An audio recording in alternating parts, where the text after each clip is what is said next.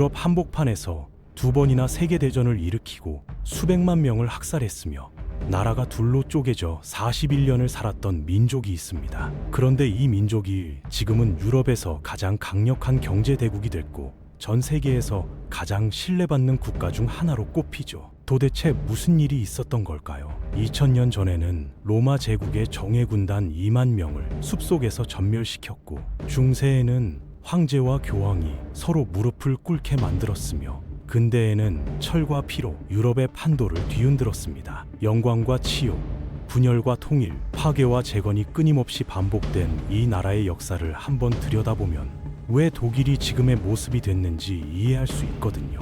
오늘은 게르만족의 등장부터 베를린 장벽 붕괴까지 독일 2000년 역사의 핵심을 빠짐없이 정리해드리겠습니다. 지금의 독일 땅에 처음 터를 잡은 건 게르만족이었는데요. 이들은 원래 스칸디나비아 반도 쪽에서 살다가 기원전 2세기 무렵부터 남쪽으로 내려오기 시작했습니다. 라인강과 도나우강 유역까지 밀고 내려온 이들은 프랑크족, 고트족, 고틀족, 반달족, 롬바르드족, 앵글족, 색슨족 같은 수많은 부족으로 나뉘어 있었는데 각각 자기들만의 지도자를 따르면서 독립적으로 움직였거든요. 이 사람들은 농사도 짓고 가축도 키웠지만 동시에 굉장히 용맹한 전사 집단이기도 했습니다. 혈통과 명예를 목숨보다 소중하게 여겼고 싸움에서 도망치는 건 가문 전체의 수치로 여겼죠. 로마의 역사가 타키투스가 게르만족에 대해 쓴 기록을 보면 이들은 전투에서 방패를 버리고 도망치면 평생 수치스럽게 살아야 했고 심지어 스스로 목숨을 끊는 경우도 있었다고 해요. 당시 지중해 세계를 지배하던 로마 제국 입장에서는 이 야만족들이 눈엣 가시였을 겁니다. 로마인들은 게르만족을 문명화되지 않은 야만인으로 봤지만 동시에 그들의 전투력만큼은 두려워했거든요. 로마는 기원전 50년 무렵부터 게르만족이 사는 지역을 정복하려고 수차례 군대를 보냈는데요. 번번이 실패했습니다. 율리우스 카이사르가 갈리아를 정복하고 라인강까지 진출했지만 게르만족의 땅까지는 넘보지 못했어요. 그러다가 기원 후 9년에 역사적인 사건이 터지죠. 토이토부르크 숲에서 벌어진 전투인데요. 로마 제국은 게르만 땅을 완전히 소나귀에 넣으려고 대규모 원정군을 파견했습니다. 로마군을 이끈 건 바루스라는 장군이었는데 그는 게르만족을 완전히 얕봤어요. 그런데 여기서 아르미니우스라는 젊은 게르만 지도자가 등장하거든요. 이 사람은 사실 로마군에서 복무한 경험이 있었어요. 로마 시민권까지 받았고 기사 계급의 지위도 가지고 있었죠. 로마군이 어떻게 싸우는지 어디가 약한지를 속속들이 알고 있었습니다. 그는 겉으로는 로마에 충성하는 척하면서 뒤에서는 흩어져 있던 게르만 부족들을 결집시켰어요. 그리고 바루스에게 거짓 정보를 흘려서 로마군을 깊은 숲속으로 유인했죠. 좁은 숲길에서 대열이 늘어진 로마군에게 사방에서 기습 공격을 가했고 3일에 걸친 학살 끝에 2만 명에 달하는 로마 병사들이 전멸했습니다. 바루스 장군은 치욕을 견디지 못하고 스스로 칼로 목숨을 끊었어요. 이 참패 소식을 들은 로마 황제 아우구스투스는 며칠 동안 잠도 못 자고 벽에 머리를 박으면서 군단장의 이름을 부르짖었다고 합니다. 이 전투 이후 로마는 더 이상 게르만 땅을 넘보지 않았어요. 라인강을 국경으로 삼고 그 선에서 멈춘 거죠. 이게 얼마나 중요한 사건이냐면 만약 로마가 이 전투에서 이겼다면 지금의 독일 지역도 프랑스나 스페인처럼 라틴 문화권이 됐을 수도 있거든요. 게르만 문화가 살아남을 수 있었던 건 이 한 번의 전통뿐이라고 해도 과언이 아닙니다. 지금도 독일에서는 아르미니우스를 민족의 영웅으로 기리고 있죠. 그로부터 약 300년 뒤 게르만족의 역사에서 또 한 번 거대한 전환점이 찾아옵니다. 4세기 후반에 중앙아시아 초원지대에서 훈족이라는 무시무시한 기마 민족이 몰려오기 시작했거든요. 이들이 동유럽을 휩쓸면서 그 앞에 있던 민족들이 도미노처럼 밀려나기 시작했습니다. 게르만족도 예외가 아니었어요. 살던 땅을 버리고 서쪽과 남쪽으로 대규모 이동을 해야 했죠. 역사책에서 민족 대이동이라고 부르는 사건인데요. 이 시기에 서고트족은 스페인까지 내려갔고 반달족은 아프리카 북쪽까지 갔으며 동고트족은 이탈리아에 왕국을 세웠습니다. 말 그대로 유럽 전체가 뒤섞인 겁니다. 그리고 476년 게르만 출신 장군 오도 아케르가 서로마 제국의 마지막 황제를 쫓아내고 스스로 왕이 됩니다. 이 순간이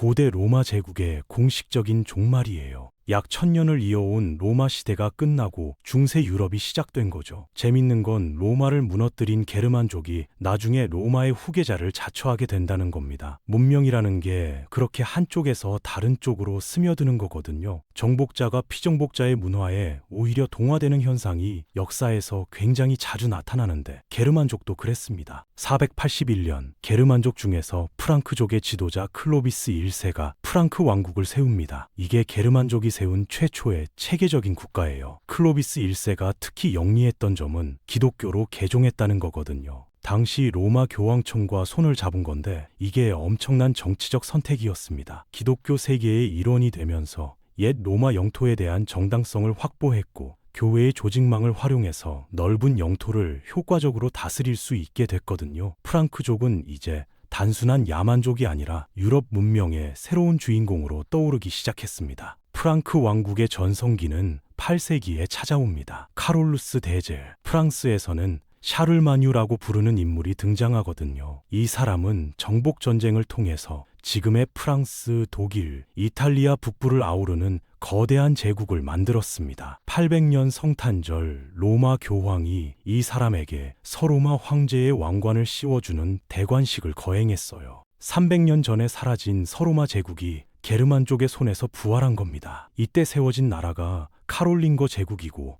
이게 나중에 신성로마 제국으로 이어지게 되죠. 유럽 역사에서 굉장히 중요한 순간인데 교황이 세속 군주에게 권위를 부여하는 전통이 여기서 시작됐기 때문이에요. 하지만 카롤루스 대제가 죽고 나니까 문제가 생겼습니다. 게르만족은 원래 재산을 자식들에게 똑같이 나눠주는 전통이 있었거든요. 제국도 예외가 아니었어요. 843년 베르댕 조약과 870년 메르센 조약을 통해서 프랑크 왕국은 세 조각으로 쪼개집니다. 서쪽은 지금의 프랑스가 됐고 남쪽 중부는 이탈리아가 됐으며 동쪽이 바로 독일의 뿌리가 된 동프랑크 왕국이에요. 이때부터 프랑스와 독일이 별개의 역사를 걷기 시작한 겁니다. 같은 뿌리에서 나왔지만 1000년 넘게 경쟁하고 싸우게 될 두 나라의 운명이 여기서 갈라졌죠. 919년 동프랑크 왕국에서 중요한 변화가 일어납니다. 왕이 후사 없이 죽자 작센 공작 하인리히 1세가 새 왕으로 뽑힌 거예요. 이때부터 동프랑크 왕국은 독일 왕국으로 불리기 시작했습니다. 독일이라는 이름이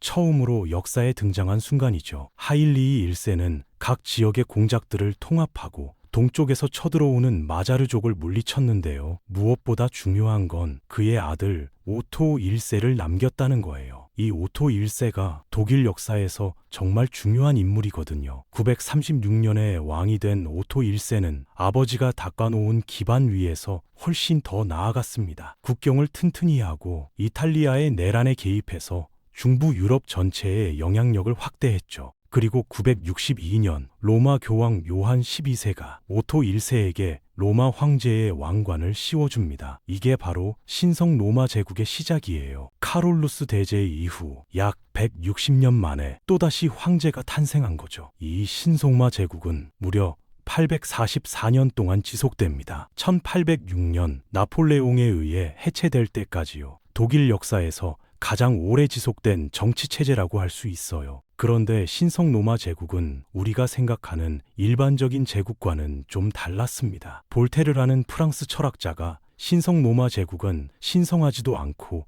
로마적이지도 않으며 제국도 아니다라고 비꼰 적이 있는데 어느 정도 맞는 말이에요. 통일된 중앙정부가 있는 게 아니라 수백 개의 크고 작은 공국, 제후국, 주교령, 자유도시들이 느슨하게 연결된 연합체였거든요. 황제는 있었지만 실제 권력은 제한적이었고 각 지역의 제후들이 사실상 독립적으로 자기 영토를 다스렸습니다. 세금을 거둘 권한도 상비군을 유지할 권한도 황제에게는 제한적이었어요. 중요한 결정을 내리려면 제국의회의 동의를 받아야 했는데 수백 명의 제후들이 모여서 합의를 이끌어내는 게 거의 불가능했죠. 프랑스나 영국처럼 강력한 중앙집권 국가가 발전한 것과는 정반대의 길을 간 겁니다. 이런 분권적인 구조가 독일 역사에 계속 영향을 미치게 됩니다. 통일된 민족 국가를 만드는 게 그만큼 어려웠던 거예요. 다만 이 시기에 한자 동맹이라는 상업 도시들의 연합이 발트해와 북해 무역을 장악하면서 경제적으로는 번영했고 독일 기사단이 동쪽으로 진출해서 영토를 넓히기도 했습니다. 11세기에 접어들면서 황제와 교황 사이에 엄청난 갈등이 벌어집니다. 1077년 카노사의 굴욕이라고 하는 사건인데요. 황제 하인리히 4세가 교황 그레고리우스 7세와 대립하다가 결국 알프스를 넘어 이탈리아의 카노사 성까지 가서 맨발로 눈 위에 서서 사흘 동안 용서를 빌어야 했습니다. 황제가 교황 앞에 무릎을 꿇은 거예요. 이 사건은 중세 유럽에서 교황의 권위가 세속 군주 위에 있다는 걸 상징적으로 보여줬고 동시에 황제 권력의 설계 쇠퇴가 시작됐다는 신호이기도 했죠. 물론 하인리히 4세가 나중에 복수를 하긴 했지만 황제와 교황의 대립은 수백 년 동안 계속됐습니다. 13세기에는 상황이 더 나빠져서 1254년부터 1273년까지 약 20년 가까이 황제가 없는 시기가 지속됩니다. 대공리 시대라고 부르는 시기인데요. 강력한 황제가 없으니까 제후들의 권력이 커지고 제국은 더욱 분열됐죠. 1273년에 루돌프 1세가 독일 왕으로 뽑히면서 대공리 시대가 끝나긴 했지만 그는 제후들이 의도적으로 앉혀놓은 약한 왕이었어요. 강한 황제가 나타나서 자기들의 권력을 빼앗을까봐 일부러 힘없는 사람을 뽑은 거죠. 1356년에 카를 4세가 금인칙서라는 문서를 발표합니다. 황제를 뽑는 규칙을 정리한 건데요. 7명의 강력한 제후들, 선제후라고 불리는 이들이 투표로 황제를 선출하도록 정했어요. 이게 한편으로는 혼란을 수습하려는 시도였지만 다른 한편으로는 황제 권력이 그만큼 약해졌다는 걸 보여주는 거기도 했습니다. 그런데 15세기부터는 오스트리아의 합스부르크 왕가가 황제 자리를 거의 독점하다시피 하게 되면서 금인칙서의 의미도 사라져버렸죠. 합스부르크 가문은 이후 수백 년 동안 유럽 역사에서 가장 영향력 있는 가문 중 하나가 됩니다. 16세기에 접어들면서 신성 로마 제국은 또 한 번의 격변을 맞이합니다. 1517년 비텐베르크라는 작은 도시에서 마틴 루터라는 사제가 교회 문에 95개조 반박문을 내걸었거든요. 당시 로마 가톨릭 교회는 면죄부라는 걸 팔고 있었는데 돈을 내면 죄를 용서받을 수 있다는 거였어요. 성베드로 대성당 공사비를 마련하려고 이런 짓을 했던 건데 루터는 이게 성경의 가르침에 어긋난다고 정면으로 비판한 겁니다. 인쇄술이 발명된 지 얼마 안 된 시기라서 루터의 글이 독일 전역으로 빠르게 퍼졌고 순식간에 엄청난 반향을 일으켰죠. 교황은 루터에게 자신의 주장을 철회하라고 요구했는데 루터는 오히려 교황의 편지를 공개적으로 불태워버렸습니다. 황제 카를 5세가 루터를 신문하기 위해 소환했을 때도 루터는 한치도 물러서지 않았어요. 양심에 어긋나는 일은 할 수 없다고 당당하게 말했죠. 루터는 작센의 선제후 프리드리히 3세의 보호를 받으면서 바르트부르크 성에 숨어 신약 성서를 독일어로 번역했습니다. 그때까지 성경은 라틴어로만 존재해서 일반 사람들은 읽을 수가 없었거든요. 루터가 번역한 독일어 성경은 종교개혁의 핵심 무기가 됐고 현대 독일어의 기초가 되기도 했습니다. 종교개혁은 단순한 신학 논쟁으로 끝나지 않았어요. 독일 전역이 가톨릭과 개신교로 나뉘어서 수십 년 동안 갈등이 계속됐거든요. 1555년에 아우크스부르크 종교화의라는 합의가 이뤄져서 일단 두 종파의 공존이 인정됐지만 그게 진짜 평화를 가져오진 못했습니다. 갈등은 계속 쌓이다가 결국 1618년에 폭발해버렸어요. 보헤미아에서 개신교도들이 반란을 일으킨 게 도화선이 됐는데 이게 30년 전쟁으로 번진 겁니다. 30년 전쟁은 단순한 종교 전쟁이 아니었습니다. 유럽의 거의 모든 강대국이 개입한 최초의 국제적 규모의 대전쟁이었어요. 스페인, 오스트리아, 프랑스, 스웨덴, 덴마크, 네덜란드까지 참전했죠. 전쟁터는 주로 독일 땅이었는데 그 참상이 이루 말할 수 없었습니다. 용병들이 마을을 약탈하고 민간인들을 학살했어요. 전쟁, 기근, 전염병으로 독일 인구의 3분의 1이 사라졌다는 추정도 있어요. 어떤 지역은 인구의 절반 이상이 죽었고 수많은 마을이 완전히 폐허가 됐습니다. 마그데부르크라는 도시에서는 1631년에 황제군이 도시를 점령하면서 주민 2만 명 이상을 학살했는데 이 사건은 당시 유럽 전체에 충격을 줬어요. 전쟁이 30년이나 계속된 이유는 어느 한쪽이 확실하게 이기지 못했기 때문인데 결국 모든 참전국이 지쳐서 협상 테이블에 앉게 됐죠. 1648년에 베스트팔렌 조약으로 전쟁이 끝났지만 독일은 완전히 황폐해진 상태였습니다. 경제는 수십 년 전 수준으로 후퇴했고 회복하는 데 한 세대 이상이 걸렸어요. 베스트팔렌 조약의 결과도 독일에는 썩 좋지 않았습니다. 신성로마 제국은 사실상 해체된 거나 마찬가지였고 독일은 300개가 넘는 크고 작은 나라들로 쪼개졌거든요. 황제는 여전히 있었지만 실권은 거의 없었고 각 제후국이 사실상 독립국가처럼 행동했습니다. 프랑스나 영국 같은 나라들이 강력한 중앙집권 국가로 성장하는 동안 독일은 분열된 상태로 남아있게 된 거예요. 이 분열 상태가 19세기 중반까지 계속됩니다. 거의 200년 동안이나요. 그런데 이 분열 속에서 하나의 강국이 떠오르기 시작했어요. 바로 프로이센입니다. 프로이센은 원래 독일 기사단이 정복한 발트의 연안의 땅에서 출발했는데요.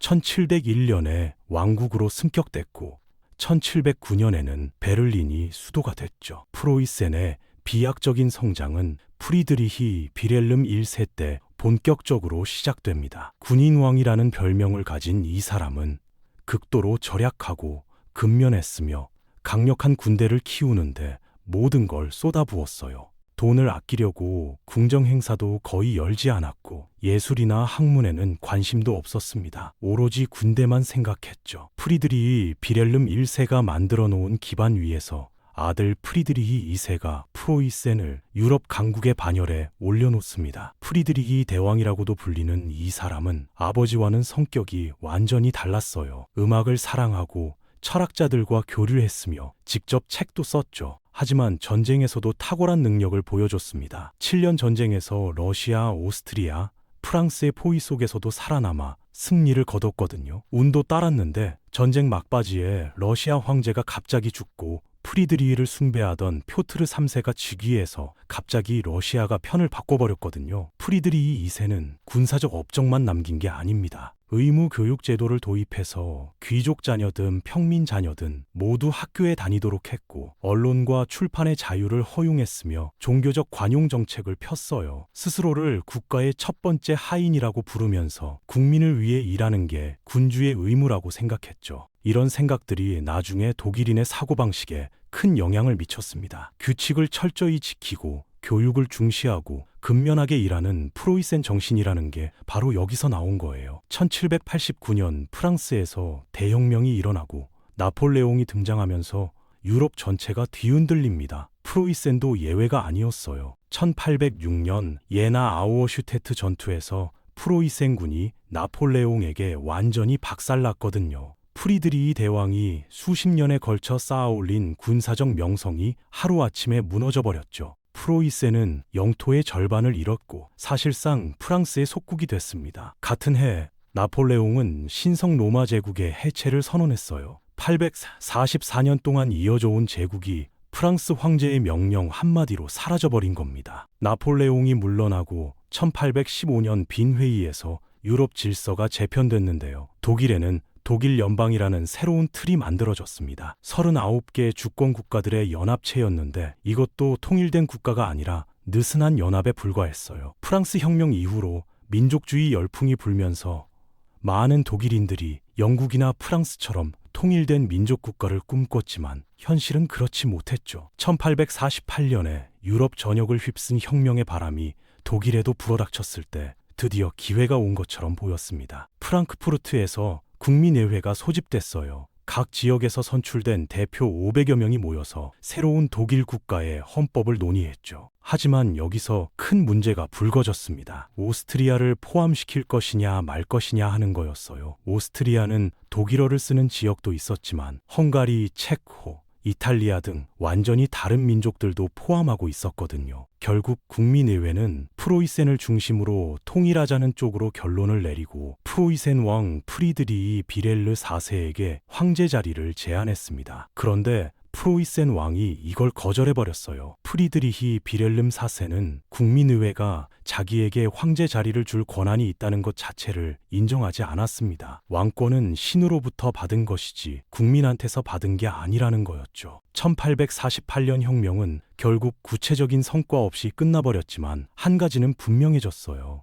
점점 더 많은 독일인들이 프로이센의 주도 아래 통일된 국가를 원하고 있다는 거였습니다. 역사의 물결은 그쪽으로 흐르고 있었어요. 다만 그걸 실현시킬 인물이 아직 등장하지 않았을 뿐이었죠. 1862년 드디어 그 인물이 등장합니다. 오토 폰 비스마르크가 프로이센 총리가 된 거예요. 당시 프로이센에서는 군대 개혁 문제로 왕과 의회가 극한 대립 중이었거든요. 비렐름 1세 왕은 군대를 키우고 싶은데 의회가 예산을 안 내주니까 진지하게 퇴위를 고민할 지경이었습니다. 비스마르크는 이 위기 상황에서 총리로 임명됐는데 의회에 나가서 한 유명한 연설이 있어요. 독일의 문제는 연설과 다수결로 해결되지 않는다. 철과 피로 해결된다는 내용이었죠. 철혈재상이라는 별명이 여기서 나왔습니다. 비스마르크는 말만 한 게 아니라 실제로 철과 피로 독일을 통일해냈어요. 그는 굉장히 뛰어난 외교관이자 전략가였는데 자신의 목표를 달성하기 위해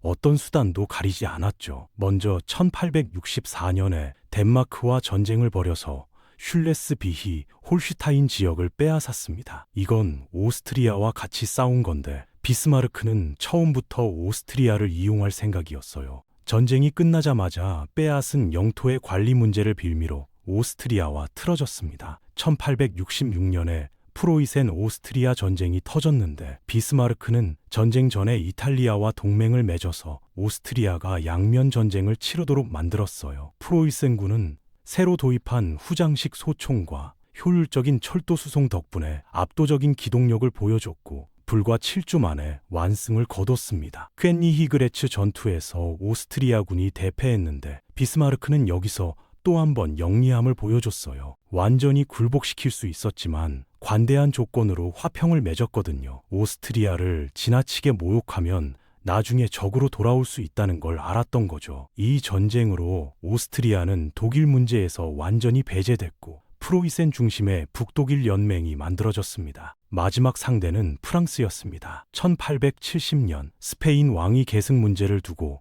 프랑스와 프로이센 사이에 긴장이 고조됐어요. 스페인에서 왕이 필요했는데 프로이센 왕가의 친척이 후보로 거론된 거죠. 비스마르크는 이 상황을 교묘하게 조작해서 전쟁을 유도했습니다. 엠스 전보 사건이라고 불리는데 프로이센 왕과 프랑스 대사 사이에 대화 내용을 편집해서 언론에 흘렸어요. 프랑스가 모욕당한 것처럼 보이게 만든 거죠. 분노한 프랑스 나폴레옹 3세가 먼저 선전포고를 하도록 만든 겁니다. 전쟁은 프로이센의 압도적인 승리로 끝났고 세당 전투에서 프랑스 황제까지 포로로 잡혔습니다. 1871년 1월 18일 프랑스의 심장부인 베르사유 궁전 거울의 방에서 독일 제국이 선포됐어요. 프랑스가 가장 자랑스러워하던 루이 14세의 궁전에서 일부러 독일 통일을 선언한 건 프랑스에 대한 최대의 모욕이었죠. 빌헬름 1세가 초대 황제가 됐고 비스마르크가 제국 총리가 됐습니다. 60년 넘게 꿈꿔온 독일 통일이 마침내 이루어졌습니다. 하지만 이 통일의 방식이 나중에 문제가 됐어요. 독일은 민주적인 방식이 아니라 프로이센의 군사력과 비스마르크의 외교술로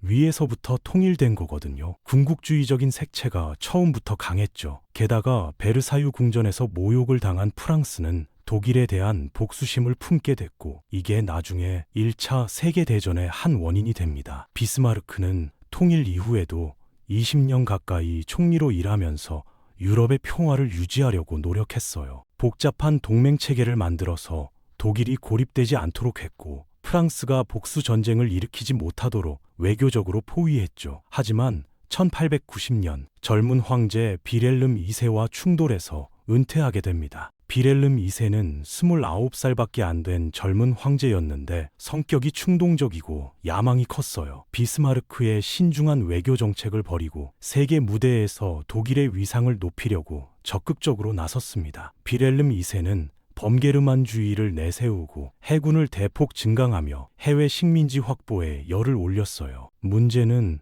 이게 영국의 심기를 건드렸다는 거죠. 영국은 세계 최강의 해군을 보유하고 있었는데 독일이 해군력을 키우니까 위협을 느꼈거든요. 비스마르크가 공들여 유지했던 러시아와의 관계도 틀어졌습니다. 결과적으로 독일은 영국, 프랑스, 러시아라는 세 강대국을 동시에 적으로 만들어버렸어요. 1914년 사라예보에서 오스트리아 황태자가 암살당했을 때 이 복잡한 동맹 체계가 연쇄적으로 작동하면서 1차 세계대전이 터졌습니다. 1차 세계대전에서 독일은 처음에는 선전했지만 결국 1918년에 패배했습니다. 독일군은 처음에 슐리펜 계획이라는 전략에 따라 프랑스를 6주 안에 굴복시키려고 했어요. 벨기에를 통과해서 프랑스를 우회 공격하는 작전이었는데 파리 코앞까지 밀고 갔다가 마른 전투에서 저지당했죠. 이후 전쟁은 참호전으로 바뀌었는데 수백 킬로미터에 달하는 참호선에서 양측이 몇 미터를 놓고 수개월씩 싸웠어요. 기관총과 포병, 독가스 같은 신무기가 등장하면서 전쟁은 끔찍한 학살로 변했습니다. 솜 전투에서는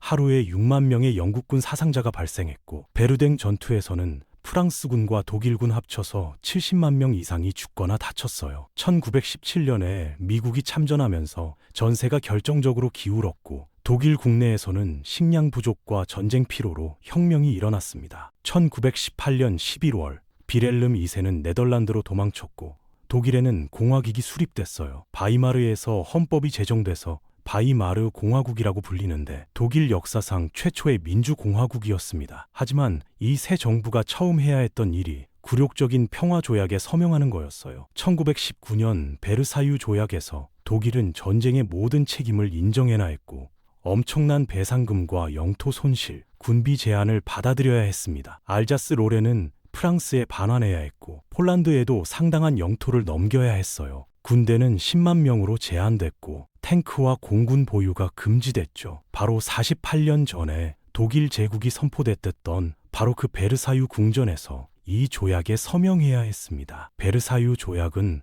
독일 국민에게 엄청난 치욕이었고, 이에 대한 분노가 사회 전체에 퍼져 있었습니다. 설상가상으로 1923년에 초인플레이션이 터졌어요. 정부가 무분별하게 돈을 찍어내면서 마르크화의 가치가 폭락한 거죠. 빵 한 조각 사려면 수레에 돈을 실어가야 할 정도였습니다. 평생 모은 저축이 하루아침에 휴지 조각이 됐고, 중산층이 몰락했어요. 잠깐 경제가 회복되나 싶었는데 1929년에 세계 대공황이 터지면서 또다시 수백만 명이 일자리를 잃었습니다. 이런 절망적인 상황에서 아돌프 히틀러와 나치당이 부상했습니다. 히틀러는 원래 화가를 꿈꾸던 오스트리아 출신의 청년이었어요. 비엔나 미술학교에 2번이나 지원했다가 떨어졌고, 한동안 노숙자 쉼터를 전전하면서 그림을 팔아 연명했죠. 1차 세계대전이 터지자 독일군에 자원 입대했는데 전쟁 경험이 그의 인생을 완전히 바꿔놨어요. 전후에 군부 정보기관에서 일하면서 정치에 관심을 갖게 됐고, 미넨의 작은 정당 집회에 잠입조사원으로 참석했다가 자신의 연설 재능을 발견했습니다. 그 당을 장악해서 나치당으로 키워냈는데 1923년에 뮌헨에서 쿠데타를 시도했다가 실패하고 감옥에 갇혔어요. 감옥에서 나의 투쟁이라는 책을 썼는데 여기에 그의 세계관이 다 담겨 있었죠. 유대인에 대한 증오, 독일 민족의 우월성, 동쪽으로의 생활공간 확보 같은 내용이요. 히틀러는 베르사유 조약의 굴욕을 씻어주겠다, 일자리를 주겠다, 독일의 영광을 회복하겠다고 약속했어요. 그의 연설은 정말 대단했는데 몇 시간 동안 쉬지 않고 말하면서 총중을 완전히 사로잡았거든요. 절망에 빠진 수백만 독일인들에게 이게 먹혔습니다. 1932년 선거에서 나치당이 제1당이 됐고, 정치적 협상 끝에 히틀러가 총리에 임명됐어요. 1933년에 히틀러가 총리가 됐고 곧바로 독재체제를 구축했습니다. 모든 정당을 금지하고 언론을 통제하며 반대파를 체포하거나 살해했죠. 유대인에 대한 박해도 점점 심해졌어요. 히틀러는 베르사유 조약의 군비 제한을 무시하고 재무장을 시작했으며 1938년에 오스트리아를 병합하고 체코슬로바키아의 일부를 차지했습니다. 영국과 프랑스는 전쟁을 피하려고 이걸 묵인했지만 히틀러의 야망은 거기서 멈추지 않았어요. 1939년 9월 독일군이 폴란드를 침공하면서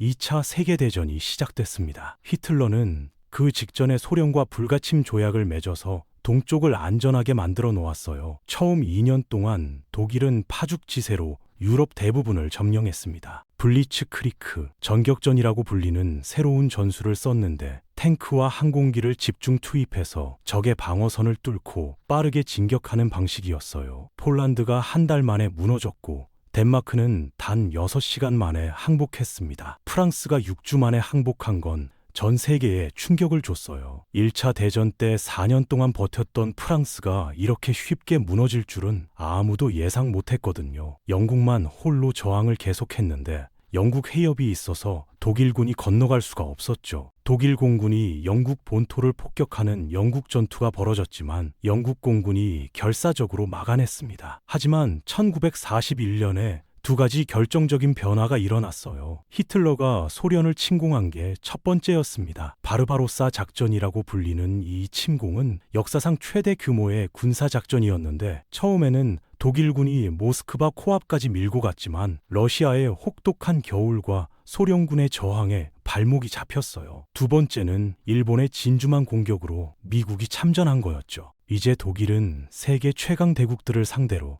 동시에 싸워야 했습니다. 전세가 역전되면서 독일은 점점 밀려났고 1945년 4월에는 소련군이 베를린 코앞까지 진격해왔습니다. 스탈린그라드 전투에서 독일 육군이 전멸한 게 전환점이었는데 그 이후로 독일군은 계속 밀리기만 했어요. 동쪽에서는 소련군이, 서쪽에서는 미영연합군이 압박해왔고 독일 도시들은 연합군 폭격기의 융단 폭격으로 폐허가 됐습니다. 드레스덴 폭격에서는 하룻밤에 2만 5천 명 이상이 죽었어요. 히틀러는 지하 벙커에 숨어서 끝까지 항전을 외쳤지만 현실은 이미 끝난 거나 다름없었죠. 4월 30일 소련군이 총리 관저 바로 코앞까지 온 상황에서 히틀러는 권총으로 자살했어요. 바로 전날 12년 동안 사귄 애인 에바 브라운과 결혼식을 올렸고 다음 날 함께 죽은 겁니다. 시신은 측근들에 의해 불태워졌어요. 5월 8일 독일이 공식 항복하면서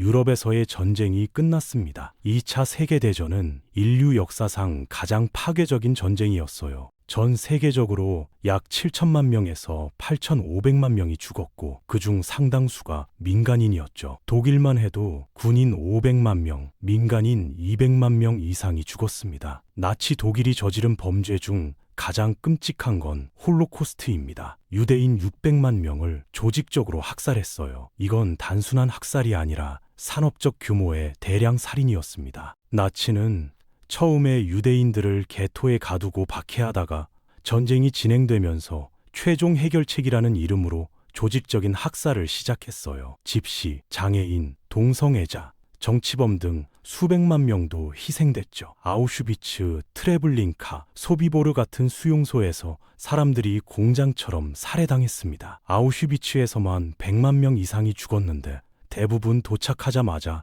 가스실로 보내졌어요. 전쟁이 끝난 뒤 뉘른베르크에서 전범 재판이 열렸는데 나치 고위 관리들은 히틀러의 명령을 따랐을 뿐이라고 항변했지만 모두 유죄 판결을 받았습니다. 명령에 따랐다는 것만으로는 인류에 대한 범죄를 면할 수 없다는 원칙이 확립된 거예요. 괴링, 리벤트로프 같은 최고위급 전범들은 사형당했고 일부는 종신형을 받았죠. 전쟁이 번나고 독일은 승전국들에 의해 분할 점령됐습니다. 서쪽은 미국, 영국, 프랑스가, 동쪽은 소련이 관리했어요. 수도 베를린은 소련 점령 지역 한가운데 있었지만 이것도 똑같이 4개 구역으로 나뉘었죠. 처음에는 독일을 하나로 유지하면서 관리하려는 계획이었는데 소련과 서방 연합국 사이의 갈등이 깊어지면서 그게 불가능해졌어요. 1948년에 소련이 서베를린으로 가는 모든 육로를 봉쇄하는 베를린 봉쇄를 단행했는데 미국과 영국이 1년 넘게 비행기로 물자를 공수하면서 버텼습니다. 하루에 수백 대의 비행기가 뜨고 내리면서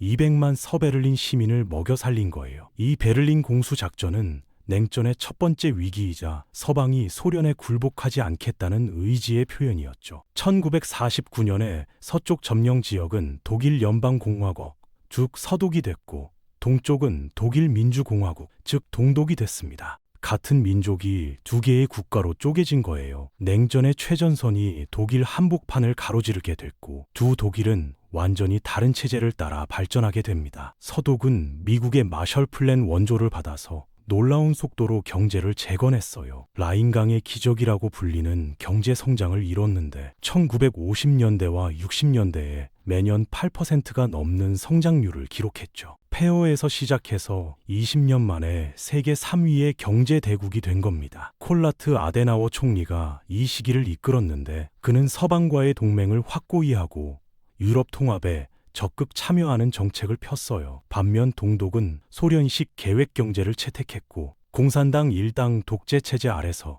정치적 자유는 억압받았습니다. 경제도 서독에 비해 크게 뒤처졌어요. 당연히 동독 주민들이 서독으로 탈출하려고 했습니다. 1961년까지 약 350만 명이 동독을 떠났는데 대부분 젊고 교육받은 사람들이었어요. 동독 정부 입장에서는 나라의 미래를 짊어질 인재들이 빠져나가는 걸 그냥 둘 수가 없었습니다. 그래서 1961년 8월 13일 일요일 새벽 아무런 예고 없이 베를린 장벽 건설을 시작했어요. 베를린 장벽은 단순한 벽이 아니었습니다. 길이 약 160km에 이르는 장벽과 전기 철조망, 300개 이상의 감시탑, 수백 마리의 경찰견, 10,000명이 넘는 경비병이 동원된 거대한 감시 체계였어요. 장벽을 넘으려다 총에 맞아 죽은 사람이 수백 명에 달했습니다. 28년 동안 가족이 생이별하고 친구가 헤어지고 한 도시가 둘로 나뉘어 살았죠. 베를린 장벽은 냉전의 상징이자 분단의 비극을 보여주는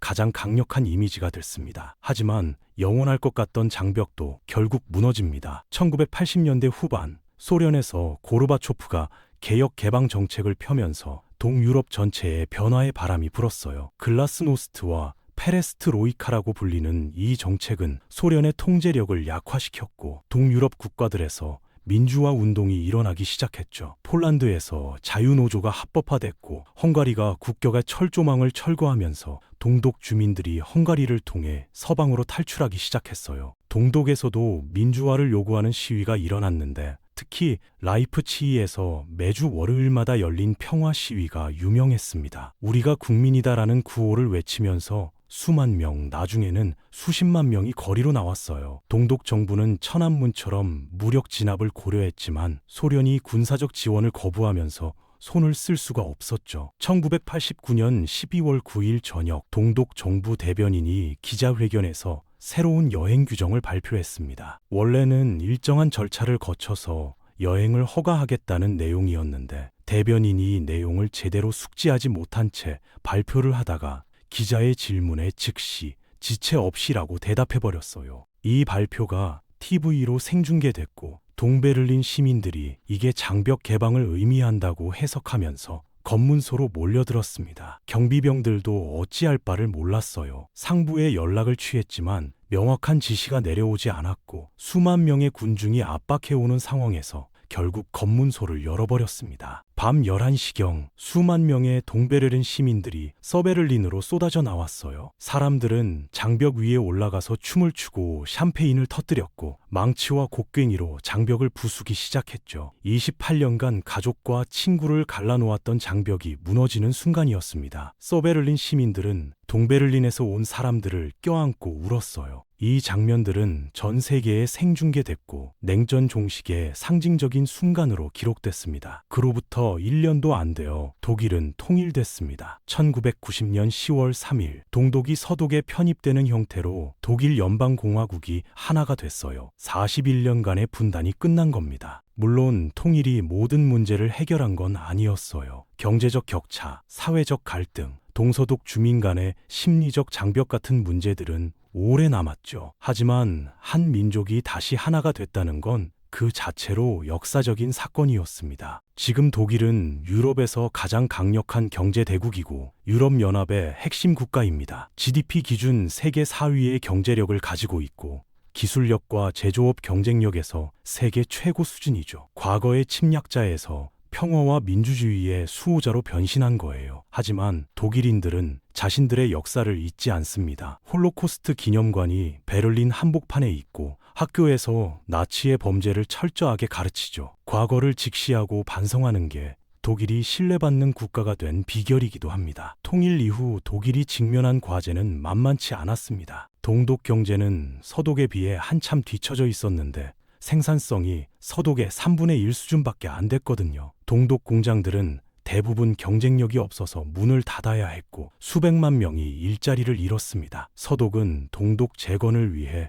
천문학적인 돈을 쏟아부었어요. 통일 비용이 2조 유로가 넘는다는 추정도 있죠. 서독 사람들 입장에서는 세금 부담이 늘어났고 동독 사람들은 자신들의 삶의 방식이 송두리째 부정당하는 느낌을 받았습니다. 동서독 주민들 사이에 보이지 않는 장벽도 문제였어요. 41년 동안 완전히 다른 체제에서 살았으니까요. 서독 사람들은 동독 사람들을 게으르다고 봤고 동독 사람들은 서독 사람들이 자기들을 2등 국민 취급한다고 느꼈습니다. 옷이라는 말이 있는데 동쪽 사람이라는 뜻의 오스트와 시민을 합친 건데요. 약간 비하하는 뉘앙스가 있었어요. 이런 갈등은 통일 후 30년이 넘게 지난 지금도 완전히 사라지지 않았습니다. 하지만 독일은 이 어려운 과정을 꾸준히 헤쳐나왔어요. 경제는 다시 성장했고 유럽연합의 중심 국가로서 역할을 강화했습니다. 2000년대 들어서는 노동시장 개혁을 통해 실업률을 낮추고 경쟁력을 높였죠. 2008년 세계 금융위기와 2010년대 유럽 재정위기 때도 독일은 상대적으로 안정을 유지하면서 유럽 경제에 단역할을 했습니다. 물론 이 과정에서 그리스 같은 나라들에게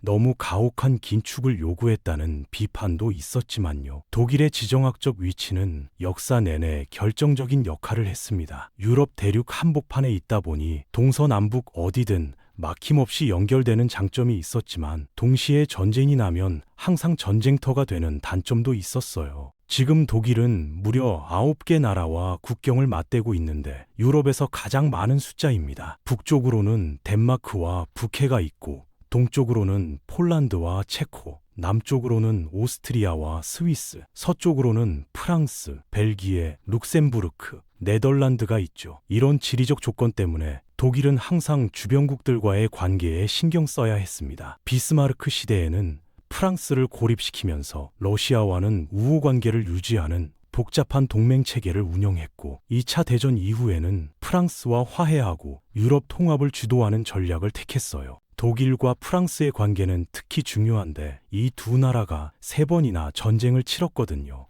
1870년에서 1871년의 보불전쟁, 1차 세계대전, 2차 세계대전까지요. 그래서 전후에 두 나라가 화해하고 협력하기로 한 건 유럽 역사에서 정말 획기적인 사건이었습니다. 1950년대에 유럽 석탄 철강 공동체가 만들어졌는데 이게 나중에 유럽연합으로 발전하거든요. 핵심 아이디어는 전쟁의 기본 재료인 석탄과 철강 생산을 공동으로 관리하면 다시는 전쟁을 할 수 없다는 거였어요. 독일과 프랑스가 이 공동체의 핵심이었고 이후 유럽 통합의 모든 과정에서 이 두 나라가 엔진 역할을 해왔습니다. 유럽연합 본부가 있는 브뤼셀, 유럽의회가 있는 스트라스부르, 유럽중앙은행이 있는 프랑크푸르트를 보면 독일과 프랑스, 그리고 그 사이에 있는 작은 나라들이 유럽의 중심이라는 걸 알 수 있죠. 독일 경제의 특징 중 하나는 제조업 강국이라는 거예요. 자동차, 기계, 화학, 전기전자 분야에서 세계적인 기업들을 보유하고 있죠. 폭스바겐, BMW, 메르세데스 벤츠, 지멘스, 바스프, 바이엘 같은 회사들이 다 독일 기업이에요. 메이드 인 저머니라는 말이 품질의 상징처럼 쓰이는 데는 이유가 있습니다. 독일은 직업 교육 시스템도 잘 발달해 있어서 대학에 가지 않아도 전문 기술을 배워서 좋은 일자리를 얻을 수 있는 길이 열려 있어요. 과거사 청산에 있어서 독일이 보여준 태도는 다른 나라들에게 모범이 됩니다. 나치의 범죄를 인정하고 사과하며 피해자들에게 배상하고 역사를 왜곡하지 않고 교육하는 방식 말이에요. 베를린 한복판에 홀로코스트 기념비가 있고 아우슈비츠 수용소는 박물관으로 보존돼서 매년 수백만 명이 방문합니다. 독일 학생들은 학교에서 나치 시대를 철저하게 배우고 수용소 현장 학습도 가요. 잊지 않겠다는 의지의 표현이죠. 이런 반성이 있었기에 독일은 전범국가에서 신뢰받는 국가로 변신할 수 있었습니다. 물론 완벽하지는 않아요. 최근에는 극우 정당이 다시 세력을 키우고 있고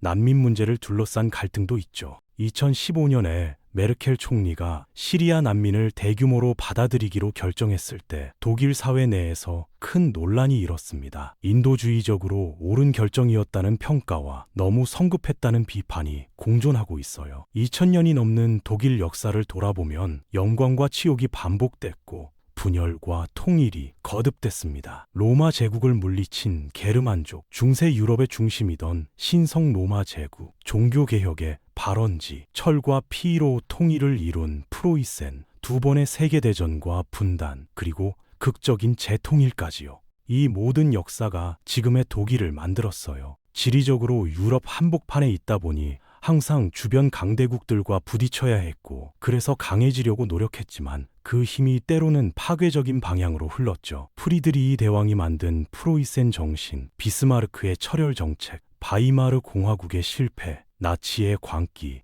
분단과 통일의 아픔까지 독일 역사는 인류가 저지를 수 있는 최악의 범죄와 그로부터 어떻게 회복할 수 있는지를 동시에 보여줍니다. 독일은 두 번이나 세계대전을 일으켜서 수천만 명을 죽게 했고 인류 역사상 가장 조직적인 대량 학살을 저질렀어요. 하지만 그 끔찍한 과거를 부정하지 않고 직시했으며 철저하게 반성하고 배상했습니다. 그래서 지금은 세계에서 가장 신뢰받는 국가 중 하나가 된 거예요. 독일 역사는 힘이 어떻게 쓰여야 하는지, 민족주의가 어떻게 변질될 수 있는지, 절망 속에서 어떤 선택을 해야 하는지, 그리고 어떤 비극도 극복할 수 있다는 걸 보여주는 살아있는 교훈입니다. 게르만족의 숲속 전투에서 시작해서 베를린 장벽 붕괴까지 2000년이 넘는 시간 동안 독일 땅에서 일어난 일들은 단순한 한 나라의 역사가 아니에요. 유럽 전체의 역사이고 어떤 면에서는 인류 문명 전체의 축소판이기도 합니다. 아직 끝나지 않은 이야기이고